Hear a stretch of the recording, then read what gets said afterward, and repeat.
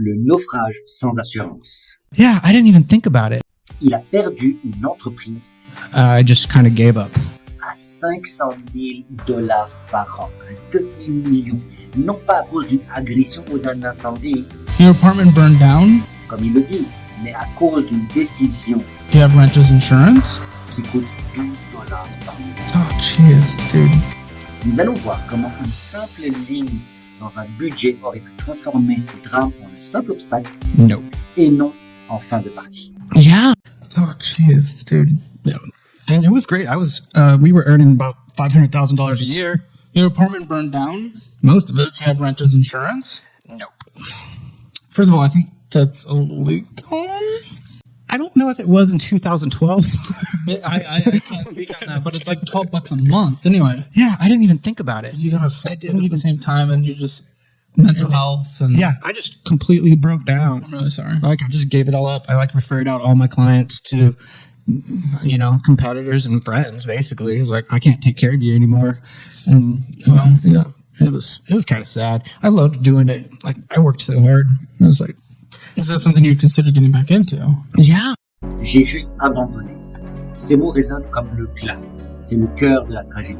Un homme au sommet de sa gloire, une agence de publicité florissante, $1 demi-million de revenus annuels, la réussite, et puis la vie.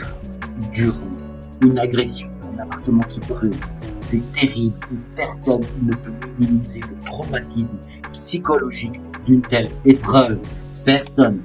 Mais ce n'est pas ça qui a tout détruit. Ce qui a tout détruit, c'est l'absence totale du bouclier le plus élémentaire, le plus fondamental, de la première ligne de défense que tout guerrier financier, même débutant, doit mettre en place. L'assurance. J'espère que dans votre pays, c'est obligatoire. Et si ça ne l'est pas, allez vérifier que vous avez une assurance. Une assurance pour la maison, une assurance pour votre santé, pour votre famille, pour l'enfant, pour votre voiture si vous en avez. Il y a même des assurances pour vélo et trottinette. Regardez si c'est intéressant, si c'est utile, si ça vaut la peine. Faites des calculs.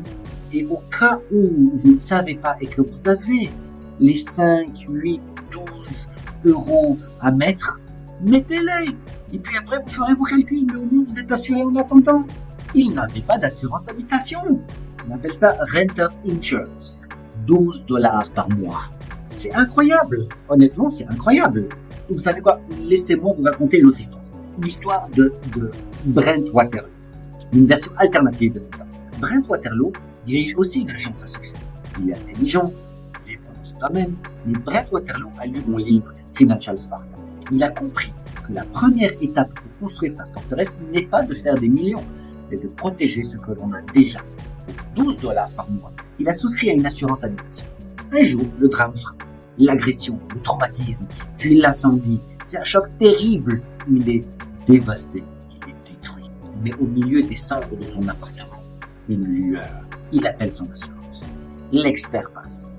Quelques semaines plus tard, un chèque arrive. 20 000, 30 000, 40 000 $, peu importe. Et venez pas me dire que oui, mais en réalité, tu sais, ça prend plus de temps. Oui, d'accord. Mais vous avez, en règle générale, un premier chèque qui arrive.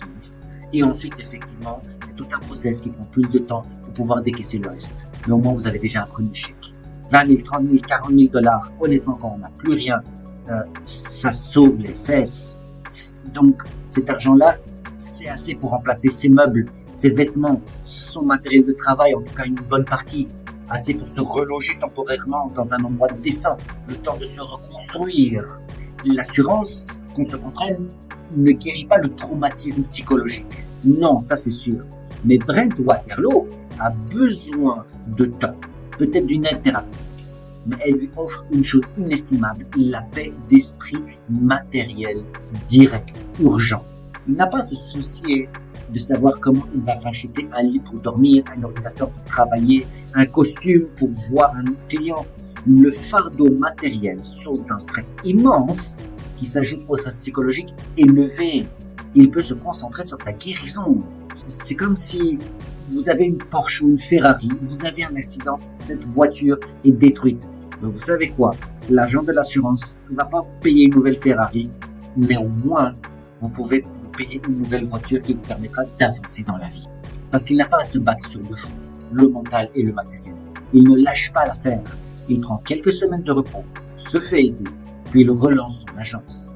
La flamme est toujours là. Ses clients qui comprennent la situation lui restent fidèles. 1 an plus tard, son agence est de retour au sommet, voire mieux. 10 ans plus tard, Brent Waterloo est un homme riche non seulement financièrement, mais aussi en résilience, en expérience, en caractère. Car tout ce qui ne vous tue pas vous rend plus fort. Oui, le drame a été une épreuve, une cicatrice, mais pas une fin. Revenons à notre réalité, celle de cet homme-là. Pour 12 $ par mois non dépensés, il a tout perdu. Il a dû se battre sur tous les fronts et il a cédé. C'est humain, mais c'est financièrement inexcusable. 87% des locataires américains sont assurés. C'est pas mal, mais pourquoi pas 100%? Pourquoi pas 99, 99%? Pourquoi? C'est être assuré, c'est une évidence, une base. Son échec n'est pas la faute du destin. Il est la conséquence directe d'une négligence fondamentale. Il a construit un magnifique château, mais sur des fondations en sable. Et quand la première vague est arrivée, tout s'est effondré. Vous qui m'écoutez, regardez vos propres contrats. Avez-vous ce bouclier de base? Cette assurance qui, pour le prix de 3 cafés par mois, sérieusement, 3 cafés par mois peut vous sauver de la ruine totale. Ne faites pas la même erreur, s'il vous plaît, jamais. Et ce déni de la réalité, cette incapacité à se protéger, on va le retrouver de manière encore plus flagrante quand on aborde le sujet qui fâche, le travail.